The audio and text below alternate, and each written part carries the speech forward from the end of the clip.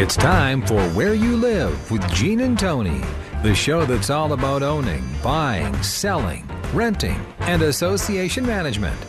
If it involves a home, we'll talk about it. Here's your chance to get your homeowner questions answered. From the Concierge Landscape Studios, here's Gene and Tony.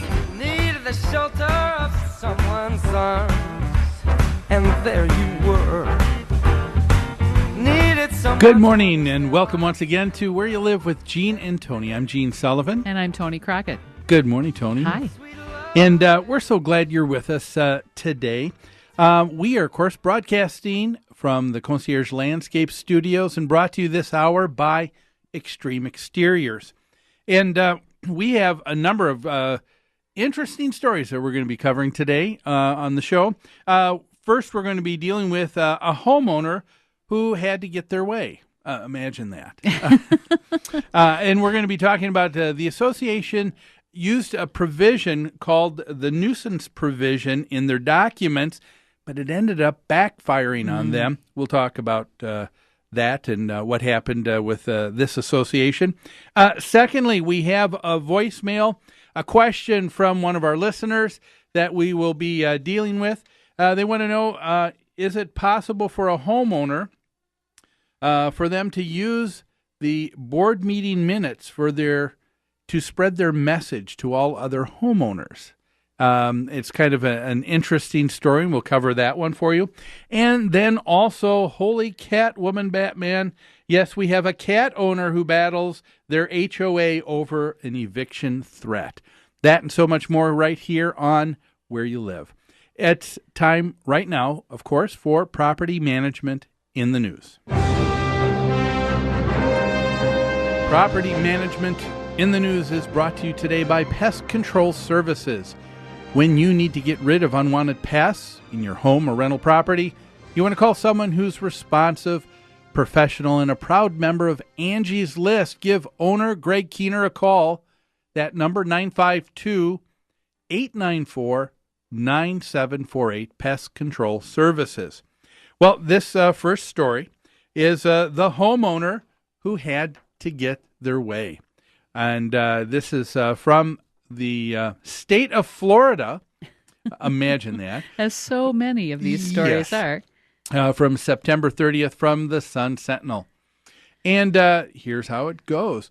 Most condominium and homeowner association documents contain a covenant prohibiting nuisances. Some boards use this provision to label the owner a nuisance for various offenses that may or may not ever rise to the legal level of a nuisance. That's something we see quite a bit, Tony. People who are a nuisance, but it's, I guess, the definition here that we're going to be concerned with. There are undoubtedly occasions where the alleged activity is so egregious that such action is warranted to label them a nuisance and to be able to use your documents then to have them removed from the property. There are other times, and this is key, when it is a minor dispute and only can escalate into all-out war, and then you get people that are going back and forth with each other, and I think that's what we have here in today's story. It seems that happened about 8 years ago. A homeowner who just, listen to this, Tony, happened to be a former police officer and is now a practicing attorney with many years of trial experience.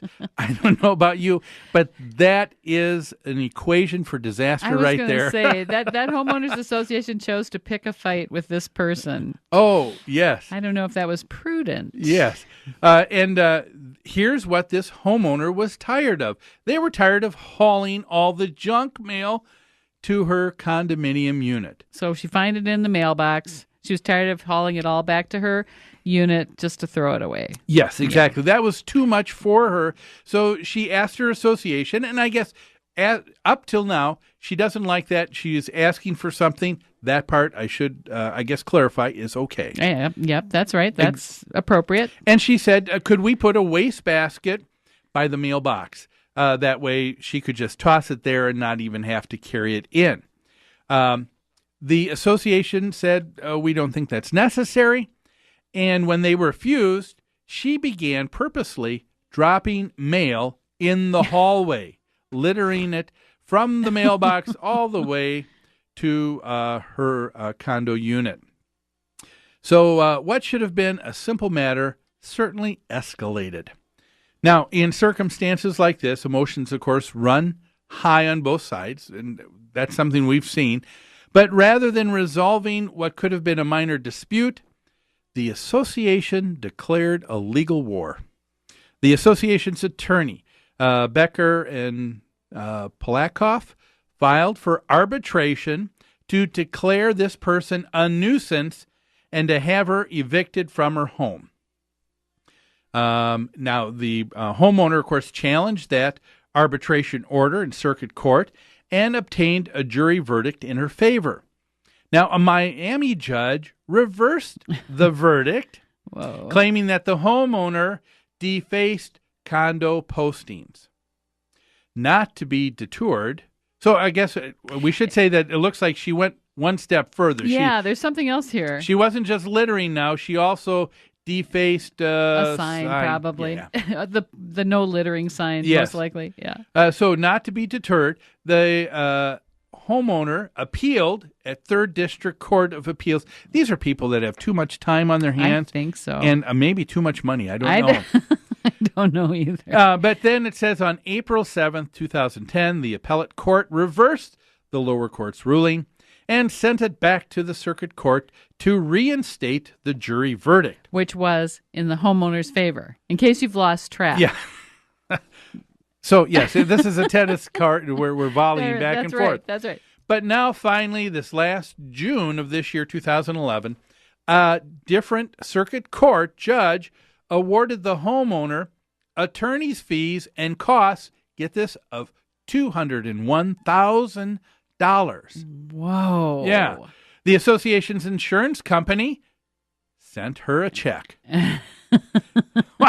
which the homeowner used to promptly pay off her mortgage to ensure that she would stay in her condo.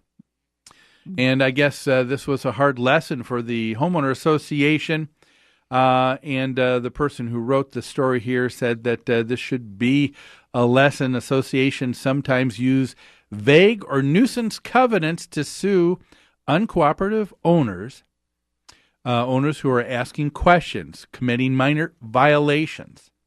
Associations take legal action on issues that could easily have been resolved, but instead they ended up having something that backfired on them in a big way. Yeah. And I think that's the general message of this story. Let's try and keep things in perspective, right? Yeah.